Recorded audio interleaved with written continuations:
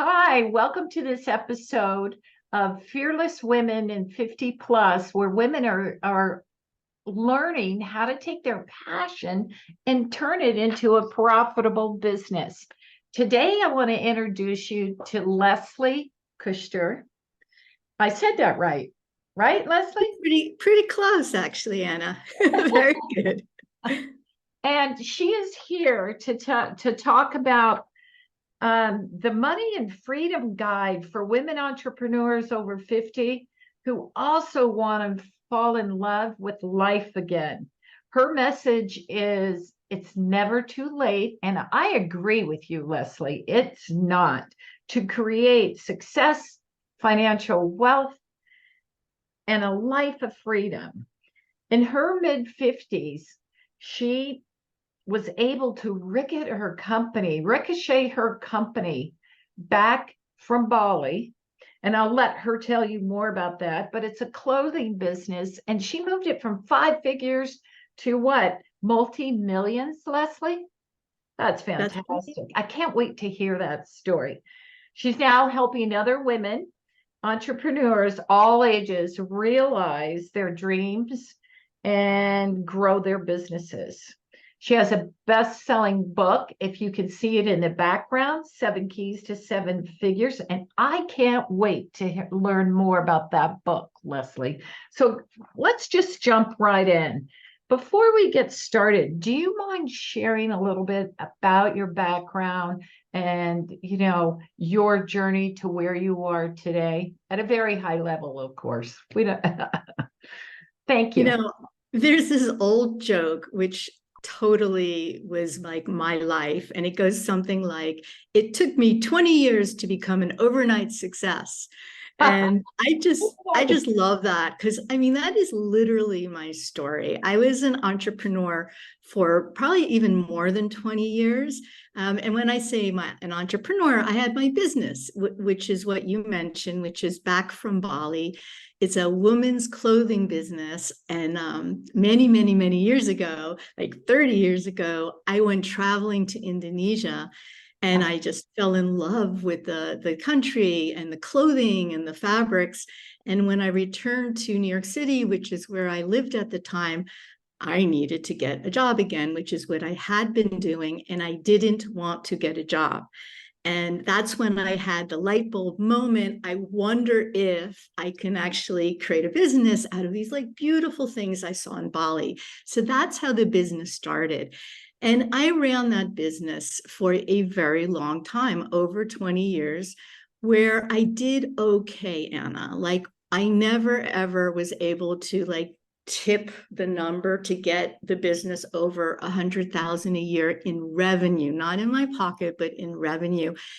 And the crazy thing is that is how most women entrepreneurs companies are. There's literally only 10% that actually do over 100,000 a year in revenue. So Really? that's, yeah.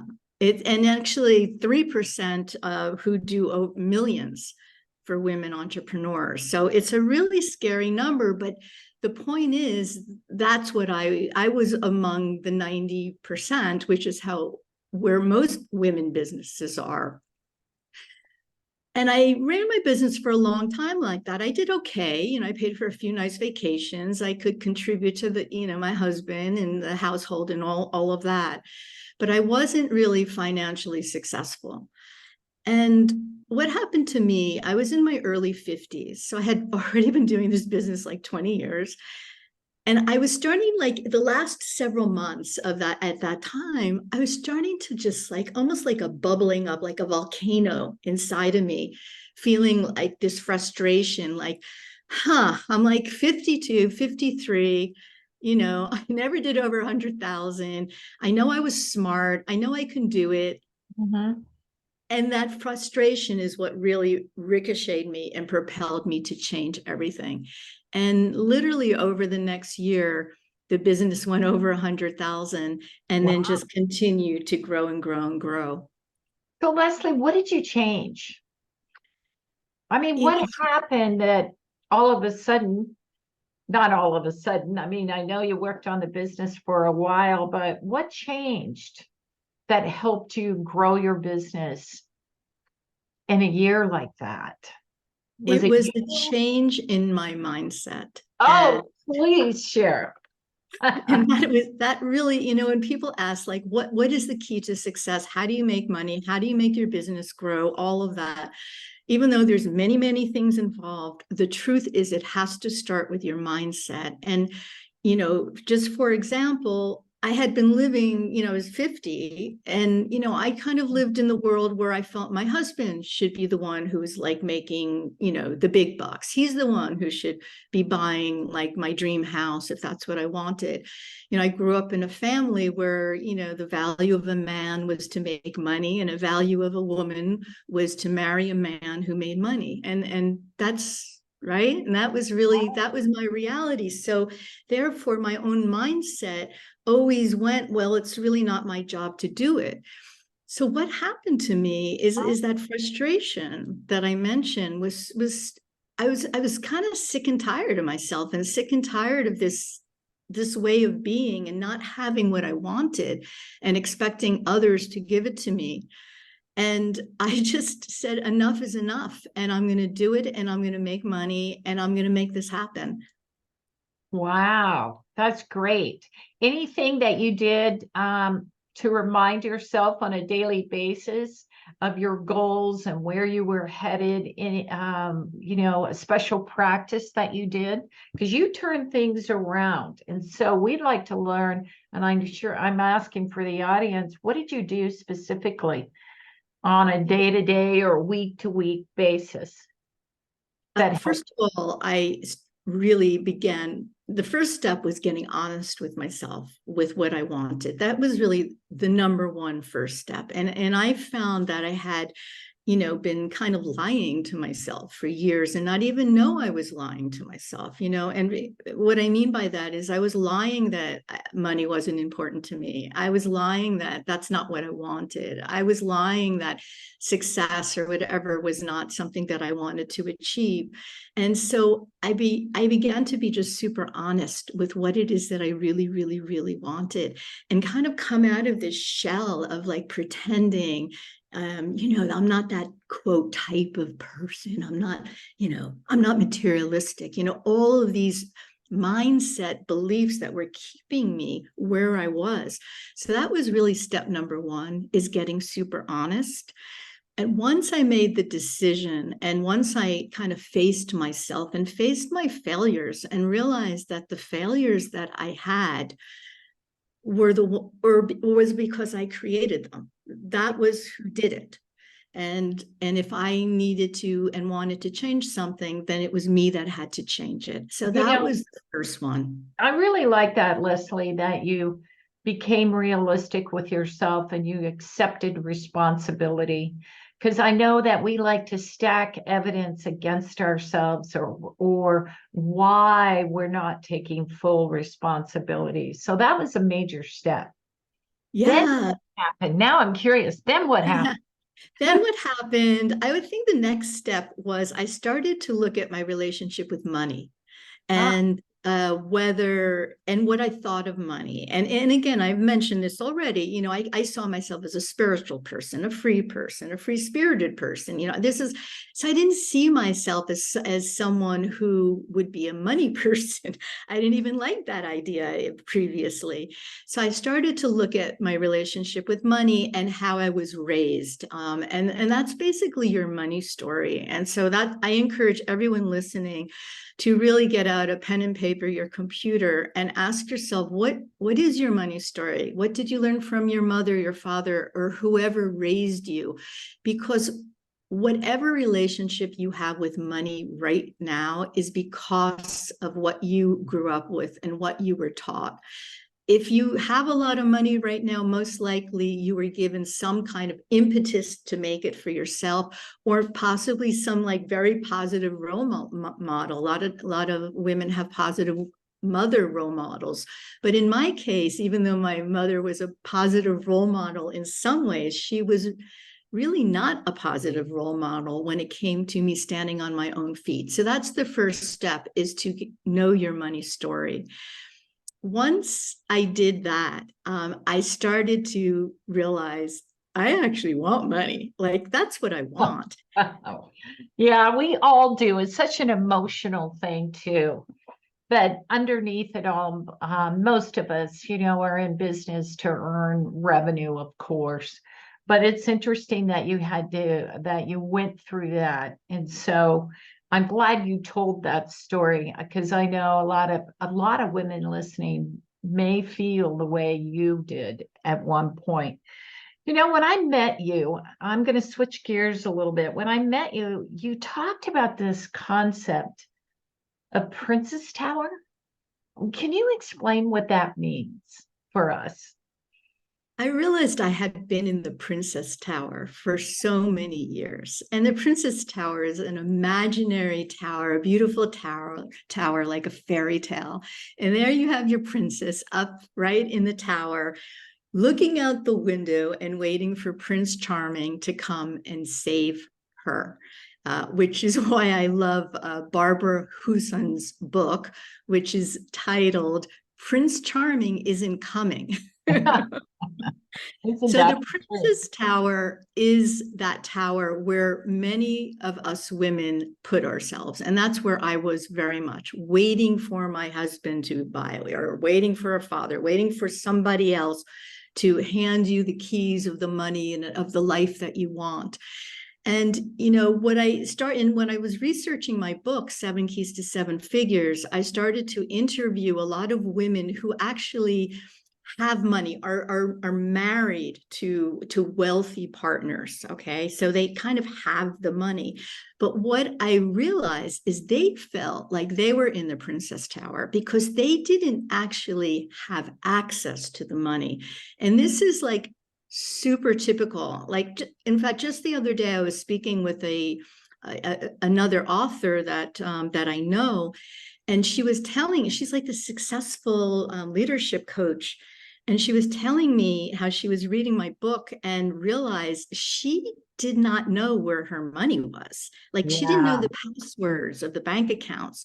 And this is the Princess Tower. It's just not having control over the money. And a lot of times in marriages, more often than not, the guy's going to say, like, I'll take charge of the money. You focus on whatever. You don't have to think about it. That's the Princess Tower. It's a really, really dangerous place for women to be in. So what about the women? And thank you for sharing that. What about the women who are moving from corporate, used to making their own money, and now they want to start a business, but they're concerned about, flow of money to them while they're in a startup phase. And I'm not talking about a huge company and go out and get VC funding. I'm talking about, a woman who wants to take her passion and start off slowly, if you will, and kind of test it. But the only thing holding them back is money, is not the availability of money. Anything in that area, and you might discuss this in your book, but what would you say to those women? One reason a lot of women don't become entrepreneurs is because of the risk that's involved in it. And it's a real risk, isn't it? Especially Yeah. if you've been in a job and you've really risen and you actually make really good money. You have to start asking yourself, like, well, why am I even going to leave this? Because you really don't know the answer if your startup, if your new business is going to be successful. However, there's 2 questions that you have to ask yourself if you're in that situation. The first question is, if not now, when? Okay. If not now, when? There's Yes. this old Chinese proverb that goes, the best time to plant a tree was 20 years ago, and the next best time is now. So if not now, when? Like, tick tock, tick tock, tick tock. And especially, I know this is targeted towards women in their 50s and older. We really have to ask ourselves, what do we want to do with this precious life that we have? Mhm. And even though it is really scary to make these really big, huge changes financially in many ways, suppose you fail, you will never be sorry that you tried to do something that you really wanted to try. So that's the answer to the first one. We don't know, and you don't know if it will succeed or not. But without trying, without living your dream, then you're not living. So That's so right? true. Excuse me, I didn't mean to interrupt you. That is so true. Yeah, so that's absolutely crucial. And then of course you do have to be practical. You know, what is the business that you're Yes. moving to? And uh, because I think this is like really important. We were obviously selling something. We're selling, in my case, Back from Bali is women's clothing. I'm selling clothing. In many other cases, women listening to this are coaches or consultants. So they're really selling a service, right? Or a program or so. So it's really important to know, is your program, is your product something that people actually want? Right. And you know, you have fantasies, oh, we're start a women's clothing line and we're going to sell billions of it. But is this style, this design, this right? So it's really important to kind of do some market research, even though I'm not thrilled with that term. But it is really important to know. And so how do you know? All right. So this is how you know. You test it out.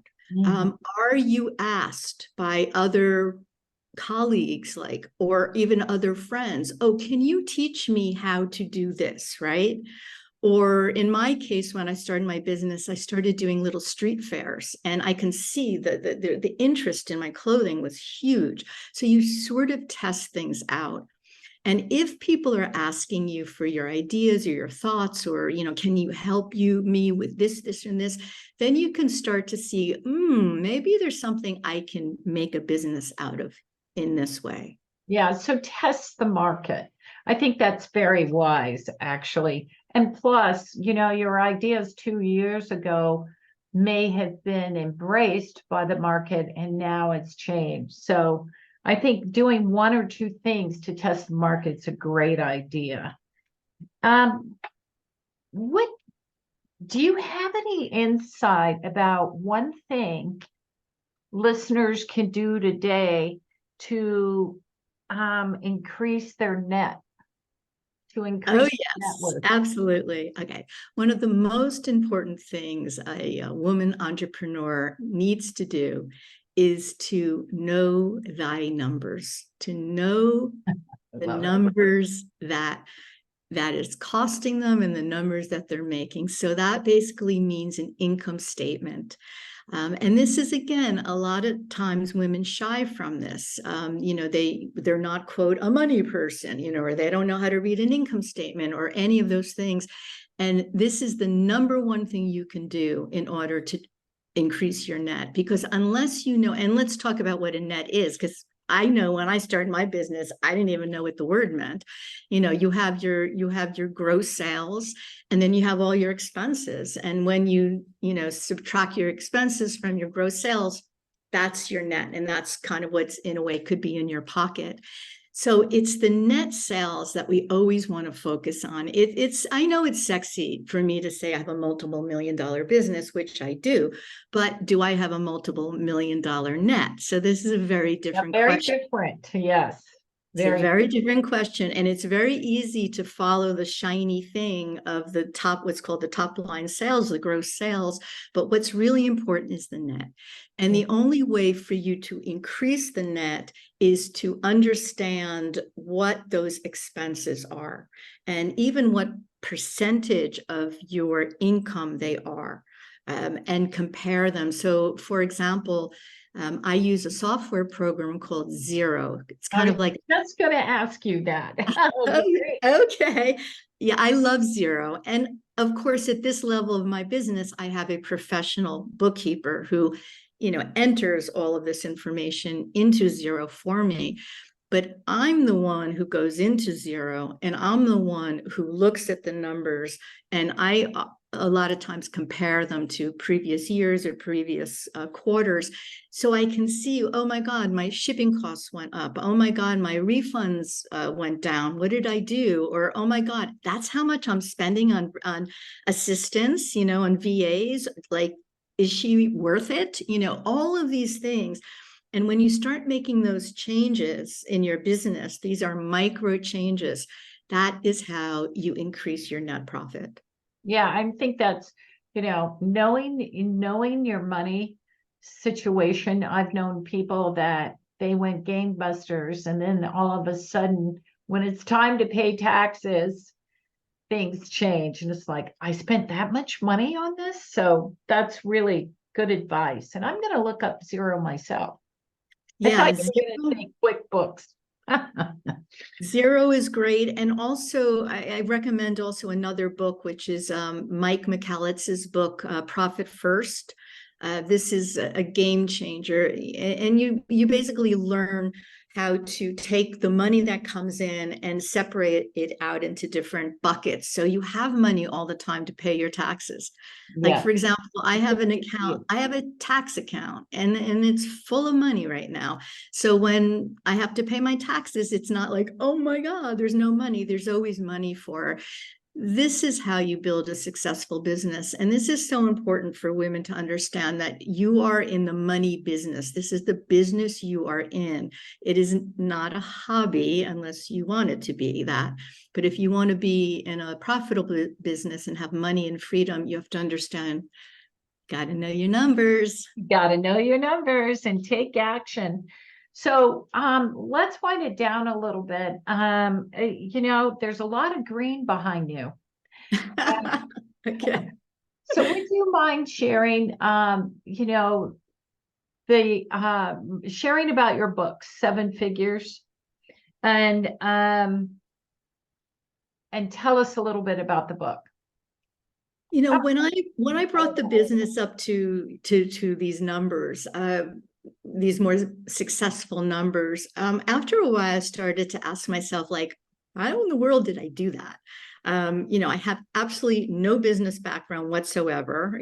I was with my pickleball teacher the other day, and he has my book he was reading, and he was like, so what's your business background that you're able to build this business? Expecting me to say, God knows what. I'm like, well, that's the whole point. I had none. And that's also what I'm here to share. You don't need one to create a successful business. So I started to ask myself, how did I do it? In addition to not having any business background, I sell and design women's clothing. Well, I don't even know how to sew, and I don't really know how to design, to be perfectly honest, either. I have a good eye. So I started to think, how did I do it if I didn't have those two things? And I decided to write a book, and that's the book, 7 Keys to 7 Figures. I realized that there were 7 activities, thoughts, behaviors that I had, mindset being one of them, that brought the business from where it was to where it is now. Well, I'm going to go out and get the book and understand those 7 principles. Is it 7 principles or strategies? It's 7 Keys to 7 Figures. And the best thing to do to get it is to go to the website 7 Keys to 7 Figures book.com, 7 Keys to 7 Figures book.com. Because when you purchase the book through my book page, then you get bonuses. And one of the bonuses, we like that. We like bonuses. One of the bonuses is the module called Action from one of my courses that I sell, which really teaches you on how to get over overwhelm and how to set goals and things like that. And also you get a manifestation video as well. And anyone interested in publishing or learning about publishing, there's a video also on launching books. So go to 7figuresbook.com. And then what about your clothing business? How do people get a hold of you there and connect with you? Yeah, great. So I sell primarily on Amazon. My brand is called Back from Bali, and I sell like loose, beautiful bohemian style clothing. And that the best way to find me is on Amazon, Back from Bali, and also I have a website, backfrombali.com. So you could find me that way too. I'm going to go out after this and go get your book. And I I appreciate love it. it. And before we leave, is there any story or mantra or anything that you do that you would like to Yeah. share with the audience? Yeah, I am a big believer in manifestation because, one of the things I did to change my business that really was part of the mindset change is starting to change my buts into ands. And I'll just give you an example because the pre-mindset person said things like, I want to have money, but I don't want to lose my freedom, right? Or I want to have more success, but I don't want to, again, like lose my time, or I want this, but. And what I did is I wrote those sentences down. So I encourage anyone listening to do the same thing, like write down your negative sentences, like, I want to do this, but this. And then rewrite it with an and, okay? I want to be successful and I have so much time. I make so much money and I am able to contribute so much to society. Whatever the but was, change it. That's what I did. So what I have always going is a list of, in a way, positive affirmations. My book has sold my business sales have now hit this, my net profit is this. I'm a kick-ass pickleball player because this is what I want to be doing. All of these things I write down, maybe 6 or 7 or 8. These are my intentions, and I meditate every morning, even if it's for a short time, like 5 minutes. And during the meditation or at the end, I review in my mind those things that I expect to be in my life. This is super powerful. This is how you manifest. What the reason why this works is because you're advertising your positive life to yourself. You're hearing it, you're seeing it. I read it over and over again. So the brain starts to absorb it in its unconscious, and it just begins to happen in life. It's pretty magical, but it works. I've found that a lot of successful women always have their practice. And so this is excellent. And I agree with you 100%. With something similar I do myself, but becoming that person takes practice. Becoming the Yes. person you aspire to be. Well, thank you so much. I really appreciate it. I know our audience is going to enjoy listening to you. And don't forget, in your workbooks, you'll see Leslie, and there's questions underneath. And then be sure and jot down these takeaways and what your next step could be in terms of financial freedom. And go out and get her books, please. Her book, I should say. So we look forward to it. In the email, we'll have the addresses of the URLs where they can get the book, and also Back to Bali. Or Absolutely. Back from Bali. Back from Bali. And also, I have a gift for your listeners as well. Oh, okay. Yeah, so I have a resource list. The list is really a compilation of probably 20 years of contacts that I have. So this is like the best books, the best podcasts, the best coaches that you can work with, investments, real estate investment, how to find VAs, what kind of software to get for graphics. So this is my gift to everybody. It's called the $1 Million Resource List, and the link is supplied in this summit. Oh, good. Well, thank you so much. I'm going to have to take a look at that. Well, thank you. It was a pleasure. and appreciate it all, you sharing your stories and your journeys and Uh, valuable wisdom. my